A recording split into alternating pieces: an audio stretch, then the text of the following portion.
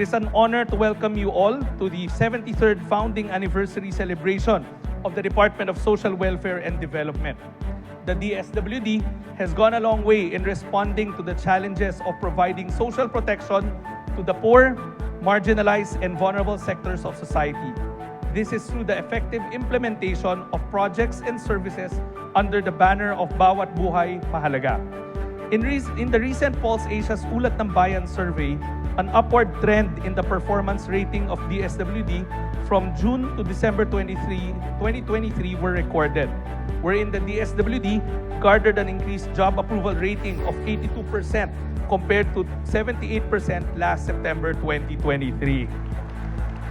Between the months of September and December 2023, the department's approval rating in the rural areas of the country also increased from 72% to 82%.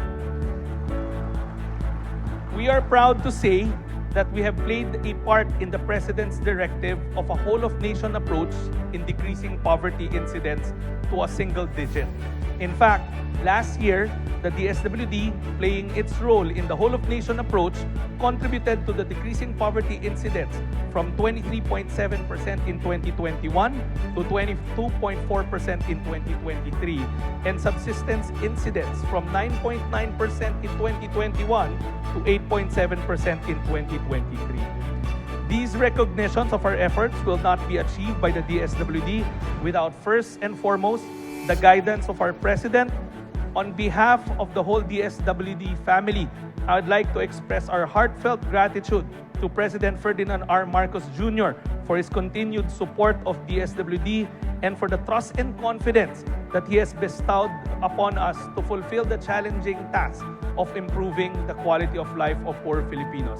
Mr. President, maraming salamat po sa inyong suporta sa aming kagawaran. Mr. President, because of your continued support, I am pleased to report to you the accomplishments of the department in terms of our regular programs.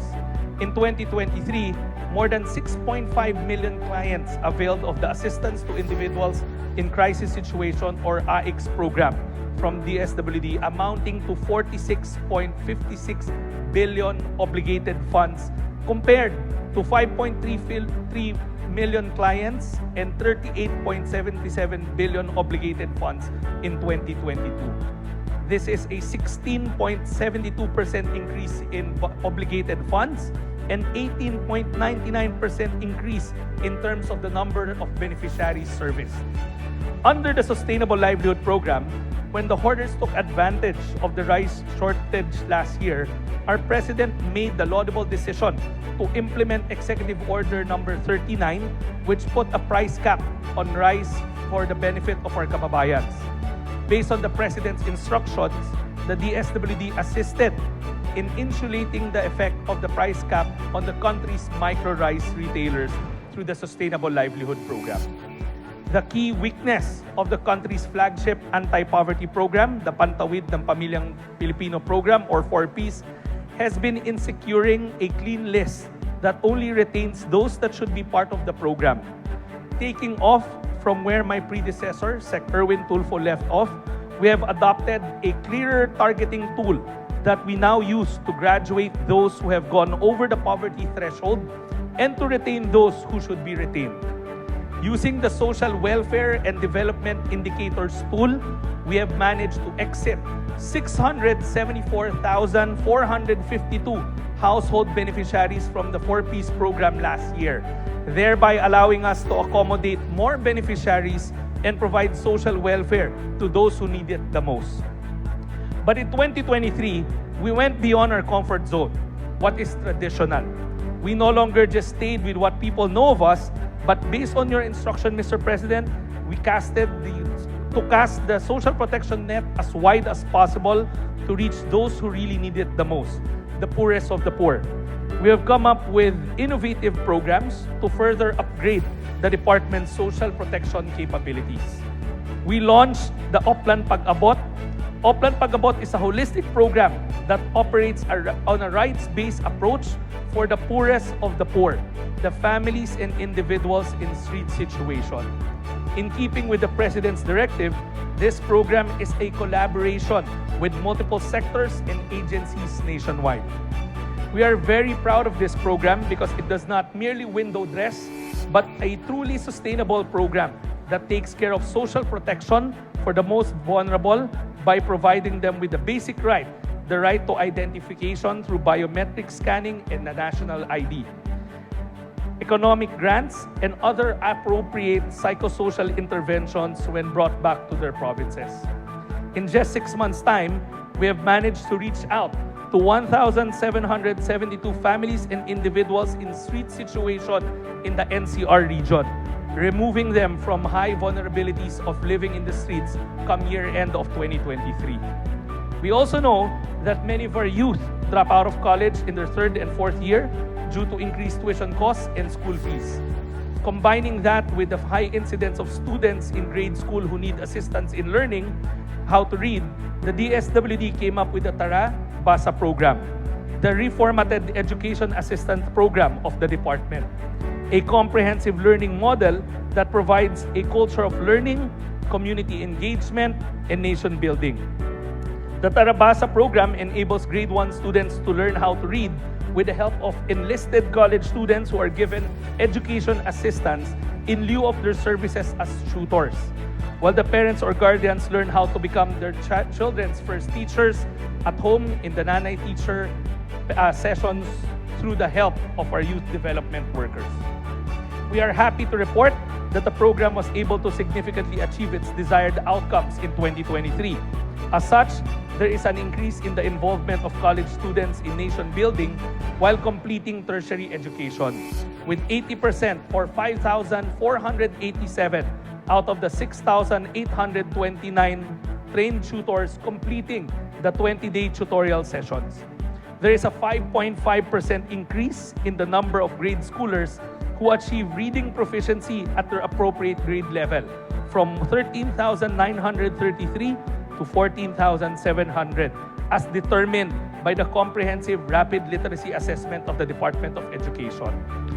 There are strengthened family support systems for our elementary students who are struggling to read or non-readers, with 92.6% of assessed parents or guardians improving as nanay teachers at home, while 95% assess themselves to be more supportive of their children who are struggling to read or are non-readers. This program is DSWD's contribution to the President's whole-of-nation approach in improving our standing in the Program for International Student Assessment, or PISA. Furthermore, we are honored to be tasked by the President to lead the implementation of the Walang Gutom 2027 Food Stamp Program, which was established by the President as a flagship program of the national government through Executive Order Number 44. Last year, we laid the groundworks for the pilot of the food stamp program in 5 regions nationwide, with the goal of ending involuntary hunger, malnutrition, and stunting. Qualified beneficiaries are not only provided with 3,000 peso food credits monthly in the form of electronic benefit transfer cards, but are also provided with education on nutrition and the basic food groups to foster behavioral change in the household that focuses on nutritious, delicious, affordable meals for the family. When we recently launched our pilot implementation, there were only 3,000 initial participants. After its pilot, we will increase to 300,000 families, scaling up all the way to 1 million food-poor Filipino families. In terms of disaster response, last year, the department sent out a record-breaking number of 2,156,208 family food packs in response to a series of major calamities that hit the country. Just 2 months into 2023, we experienced a protracted man-made calamity in terms of the oil spill in Oriental Mindoro, followed by the protracted eruption of Mount Mayon in Albay Province. However, while we were providing assistance to families and individuals affected by the oil spill from March to June, and from June to August for those affected by the eruption of Mount Mayon, the country was hit with a triad of weather disturbances, Egay, Falcon, and Habagat. Thereafter, towards the closing part of the year, there was a combination of a low-pressure area and shear line that hit Visayas in November, which happened simultaneously with 2 earthquakes in Caraga and the Davao region in December. Based on the instruction of the President, we have changed the paradigm of how we conduct our disaster response and relief operations. We put to heart the credo of maagap at mapagkalingang serbisyo. Our aim is to make our people, most especially the affected families and individuals, feel that the national government is maagap, always first on the site during every disaster and calamity, with sustained efforts to assist affected families and individuals. And mapagkalinga, the last to leave, providing not only the immediate needs of the community during disaster and calamities, but extending assistance to show extra love and extra care for the entire community to get it back on its feet. With the launching of the Disaster Response Command Center earlier this morning, we now have a centralized hub made to ensure efficient disaster response and relief operations. Currently, as it is, we coordinate in chat groups and through calls our disaster response and relief operations.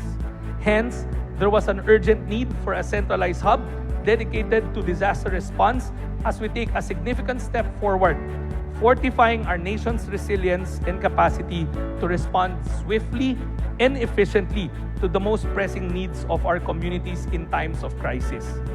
With this new hub, by next month, the situation reports of our field offices will be automated, where they can put that data in real time, enabling us to have a bird's eye view if we have enough relief goods, matching our inventory stockpiles with the number of affected individuals provided by our boots on the ground. The Disaster Response Command Center will also be interoperable with the country's other command centers who are involved in the other aspects of disaster management, such as the Office of Civil Defense, Metro Manila Development Authority, Philippine Disaster Resilience Foundation, Philippine Red Cross, PhilVox, and Pag-asa. The DSWD will provide disaster response to all those affected, but we will not forget our mandate to protect our main clientele, the poor, the marginalized, and the vulnerable. This operating system has been designed to reflect disaggregated data that doesn't just talk about faceless men and women alone, but the data is drilled down into sectors that these individuals belong to. Sectors that the DSWD is mandated to protect: children, pregnant and nursing women, seniors, and people with disabilities, so that we can customize and tailor-fit our response to those that have special needs. In behalf of the whole DSWD family, let me take this opportunity to express my gratitude to all our partners from various local government units, national government agencies, non-governmental organizations, civil society organizations, foreign institutions, and the private sector partners who have contributed to the realization of the disaster response program of the department and who have helped us in ensuring the seamless delivery of social protection programs and services to all Filipinos in need. To the whole DSWD family, I thank you all for your hard work and dedication. The department's accomplishments cannot be achieved without the diligence and commitment of our social workers and development workers, officials and personnel, in keeping with the tradition of providing genuine and compassionate public service for the past 73 years. Mr. President, as we go on our 74th anniversary, you can rest assured that the department will continue to strive to not only be the lead provider of social protection, but to make sure that our department is the incubator of innovations in social protection. Dahil sa isang bagong Pilipinas, hindi lamang tayo magbibigay ng pangkaraniwang programa ng proteksyon panglipunan, kundi makakapagbigay pa tayo ng mga makabagong solusyon upang paglingkuran pa ang lubos na nangangailangan at ang buong sambayanang Pilipino.